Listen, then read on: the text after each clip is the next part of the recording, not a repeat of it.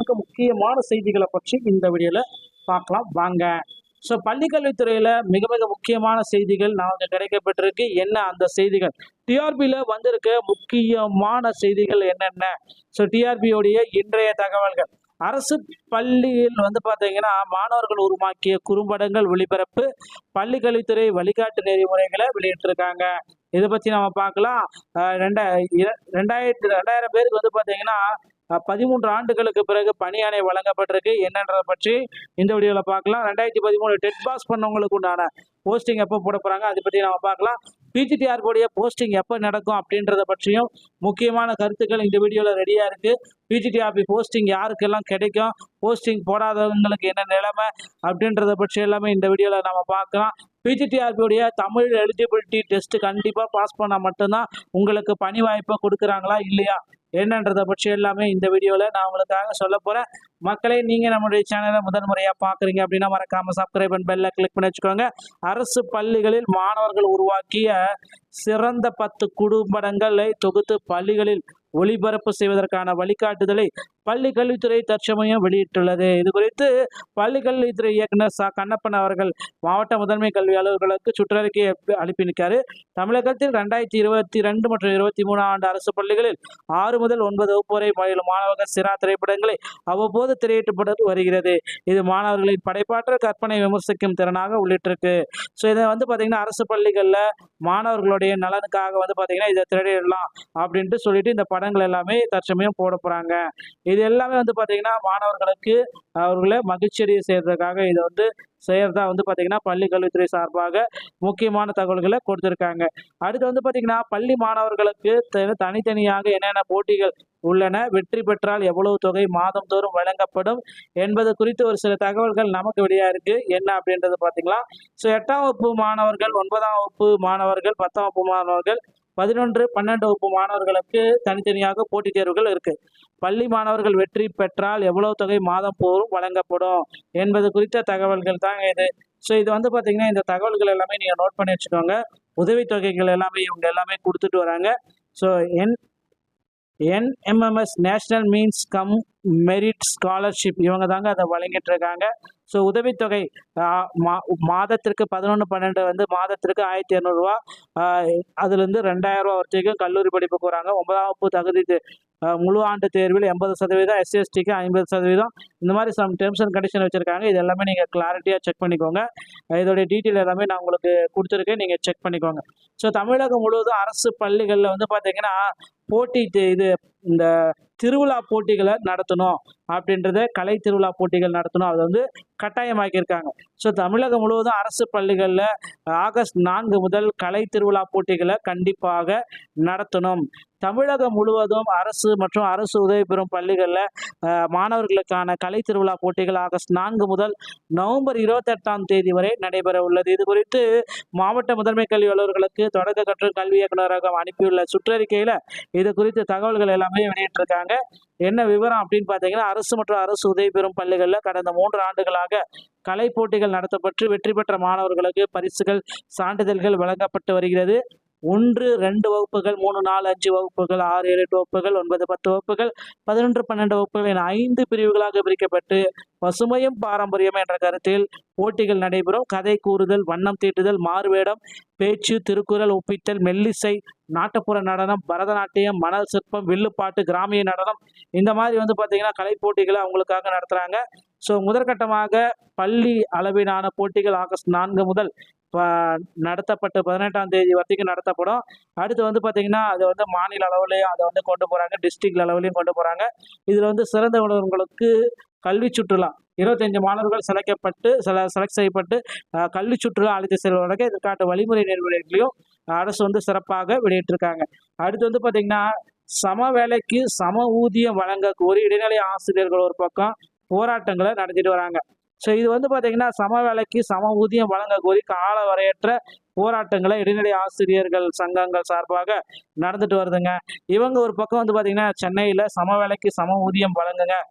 திமுகவுடைய தேர்தல் அறிக்கையில குறிப்பிட்ட மாரி எங்களுக்கு பணி வாய்ப்பு குடுங்க. இல்லன்னா நாங்க திரும்பவும் போராட்டத்த நடத்துவோம். இடைநிலை ஆசிரியர்களின் உண்ணாவிரத போராட்டத்தில் ஈடுபட்டனர். மேலும் தேர்தல் அறிக்கையின் கூறியபடி சம வேலைக்கு சம சம்பளம் வழங்க வேண்டும். நடவடிக்கை எடுக்கா பட்சத்தில் வரும் செப்டம்பர் மாதம் முதல் கால வரையற்ற வேலை நிறுத்தத்தில் நாங்க தொடருவோம். தமிழக அரசு பள்ளிகளில் 2009 மே 31ஆம் தேதி நியமிக்கப்பட்ட அரசு இடைநிலை ஆசிரியர்களுக்கு ஒரு ஊதியமும், அதே ஆண்டு ஆசிரியர் நியமிக்கப்பட்ட ஆசிரியர்களுக்கு ஜூன் 1ல் பணி நியமனம் செய்யப்பட்ட ஆசிரியர்களுக்கு மற்றொரு ஊதியமும் நிர்ணயிக்கப்பட்டுள்ளது. ஒரு நாள் வித்தியாசத்தில் அடிப்படையில் ரூ. 3170 குறைந்துள்ளது. இதில் சுமார் 20,000 ஆசிரியர்கள் பாதிக்கப்பட்டுள்ளனர். இந்த முரண்பாட்டை களைந்து சம வேலைக்கு சம ஊதியம் வழங்க கோரி இடைநிலை ஆசிரியர்கள் நீண்ட காலமாக வலியுறுத்தி வருகிறாங்க. ஸோ அதனால சம வேலைக்கு சம ஊதியம்ன்றது கண்டிப்பாக கிடைக்கும் என்பதை நம்ம எதிர்பார்க்கலாம். சம வேலைக்கு சம ஊதிய கோரிக்கை முன்வைத்த இடைநிலை ஆசிரியர்கள் பதிவமைப்பு ஆசிரியர் இயக்கம் SSTA சார்பில் தமிழகம் முழுவதும் மாவட்ட தலைநகரங்களில் உண்ணாவிரத போராட்டங்கள் எல்லாமே நடத்துறாங்க. விரைவில் வந்து பார்த்தீங்கன்னா அரசு இதற்கு சமூகமான முடிவை கொடுப்பாங்க அப்படின்றத நிச்சயமா எதிர்பார்க்கலாம்.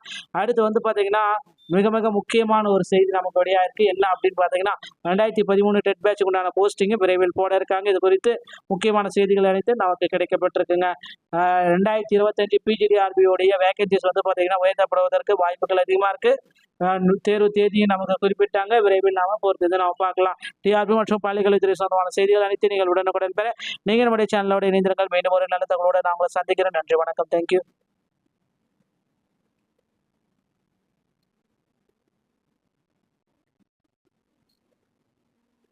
மிக மிக முக்கியமான செய்திகளை பற்றி இந்த வீடியோல பார்க்கலாம் வாங்க.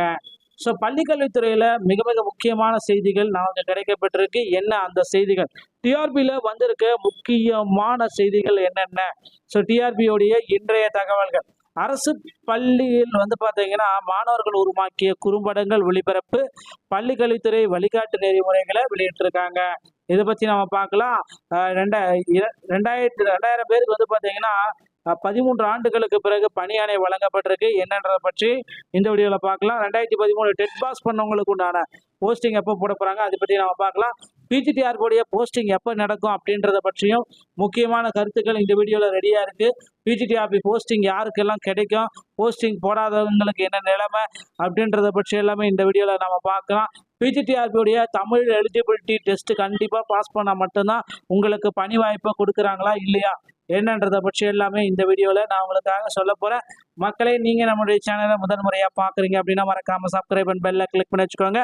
அரசு பள்ளிகளில் மாணவர்கள் உருவாக்கிய சிறந்த 10 குறும்படங்களை தொகுத்து பள்ளிகளில் ஒளிபரப்பு செய்வதற்கான வழிகாட்டுதலை பள்ளி கல்வித்துறை தற்சமயம் வெளியிட்டுள்ளது. இது குறித்து பள்ளி கல்வித்துறை இயக்குனர் கண்ணப்பன் அவர்கள் மாவட்ட முதன்மை கல்வி அலுவலர்களுக்கு சுற்றறிக்கை அனுப்பியிருக்காரு.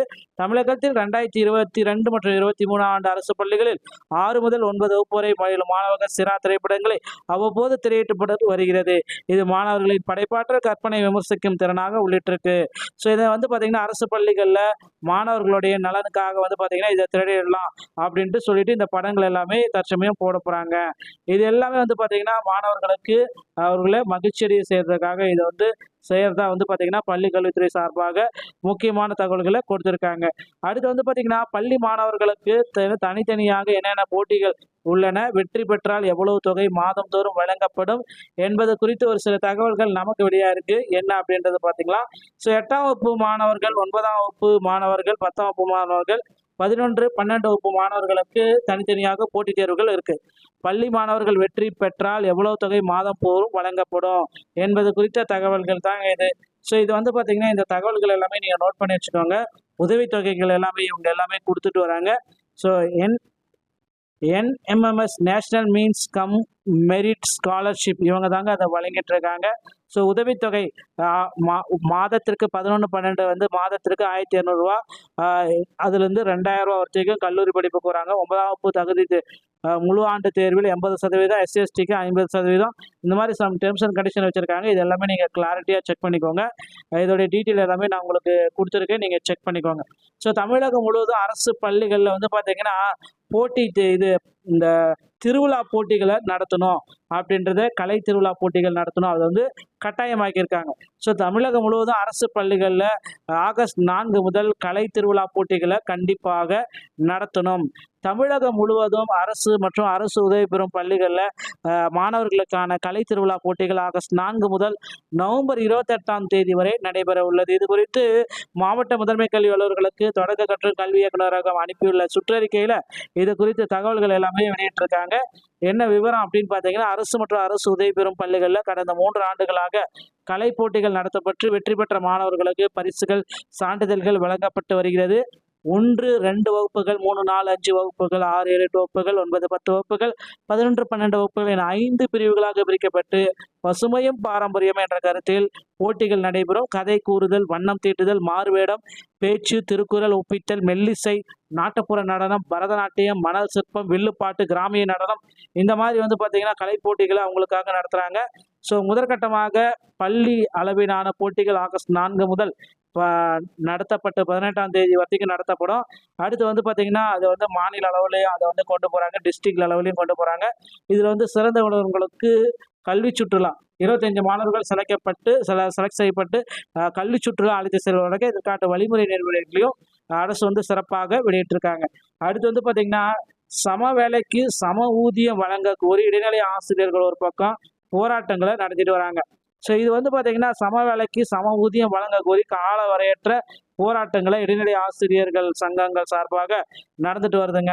இவங்க ஒரு பக்கம் வந்து பார்த்தீங்கன்னா சென்னையில் சம வேலைக்கு சம ஊதியம் வழங்குங்க, திமுகவுடைய தேர்தல் அறிக்கையில் குறிப்பிட்ட மாதிரி எங்களுக்கு பணி வாய்ப்பை கொடுங்க, இல்லைன்னா நாங்கள் திரும்பவும் போராட்டத்தை நடத்துவோம், இடைநிலை ஆசிரியர்களின் உண்ணாவிரத போராட்டத்தை ஈடுபடுறேன். மேலும் தேர்தல் அறிக்கையின் கூறியபடி சம வேலைக்கு சம சம்பளம் வழங்க வேண்டும். நடவடிக்கை எடுக்கா பட்சத்தில் வரும் செப்டம்பர் மாதம் முதல் கால வரையற்ற வேலை நிறுத்தத்தில் நாங்கள் தொடருவோம். தமிழக அரசு பள்ளிகளில் 2009 மே 31ஆம் தேதி நியமிக்கப்பட்ட அரசு இடைநிலை ஆசிரியர்களுக்கு ஒரு ஊதியமும், அதே ஆண்டு நியமிக்கப்பட்ட ஆசிரியர்களுக்கு ஜூன் 1 பணி நியமனம் செய்யப்பட்ட ஆசிரியர்களுக்கு மற்றொரு ஊதியமும் நிர்ணயிக்கப்பட்டுள்ளது. ஒரு நாள் வித்தியாசத்தில் அடிப்படையில் 3170 ரூபாய் குறைந்துள்ளது. இதில் சுமார் 20,000 ஆசிரியர்கள் பாதிக்கப்பட்டுள்ளனர். இந்த முரண்பாட்டை களைந்து சம வேலைக்கு சம ஊதியம் வழங்க கோரி இடைநிலை ஆசிரியர்கள் நீண்ட காலமாக வலியுறுத்தி வருகிறாங்க. ஸோ அதனால சம வேலைக்கு சம ஊதியம்ன்றது கண்டிப்பாக கிடைக்கும் என்பதை நம்ம எதிர்பார்க்கலாம். சம வேலைக்கு சம ஊதிய கோரிக்கை முன்வைத்த இடைநிலை ஆசிரியர்கள் பதிவமைப்பு ஆசிரியர் இயக்கம் SSTA சார்பில் தமிழகம் முழுவதும் மாவட்ட தலைநகரங்களில் உண்ணாவிரத போராட்டங்கள் எல்லாமே நடத்துறாங்க. விரைவில் வந்து பார்த்தீங்கன்னா அரசு இதற்கு சமூகமான முடிவை கொடுப்பாங்க அப்படின்றத நிச்சயமாக எதிர்பார்க்கலாம். அடுத்து வந்து பார்த்தீங்கன்னா மிக மிக முக்கியமான ஒரு செய்தி நமக்கு வெளியாக இருக்கு. என்ன அப்படின்னு பார்த்தீங்கன்னா 2013 டெட் பேட்சுக்கு உண்டான போஸ்டிங்கு விரைவில் போட இருக்காங்க. இது குறித்து முக்கியமான செய்திகள் அனைத்து நமக்கு கிடைக்கப்பட்டிருக்குங்க. 2025 PGDRB வேகன்சிஸ் வந்து பார்த்தீங்கன்னா உயர்த்தப்படுவதற்கு வாய்ப்புகள் அதிகமாக இருக்கு. தேர்வு தேதியும் நமக்கு குறிப்பிட்டாங்க. விரைவில் நாம பொறுத்து நாம பார்க்கலாம். டிஆர்பி மற்றும் பள்ளிக்கல்வித்துறை சொந்தமான செய்திகள் அனைத்து நீங்கள் உடனுக்குடன் பெற நீங்கள் நம்முடைய சேனலோட இணைந்திருங்கள். மீண்டும் ஒரு நல்ல தகவலோடு நான் உங்களை சந்திக்கிறேன். நன்றி, வணக்கம், தேங்க்யூ.